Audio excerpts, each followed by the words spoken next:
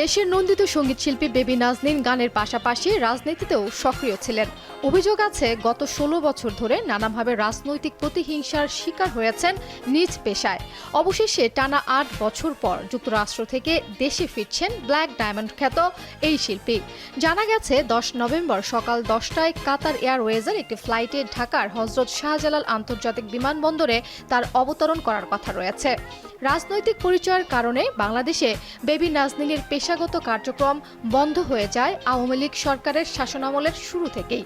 তবে যুক্তরাষ্ট্র থেকে বিশ্বের বিভিন্ন দেশের অনুষ্ঠানে বেবি নাজনীনের অবস্থান সবসময়ই উজ্জ্বল ছিল।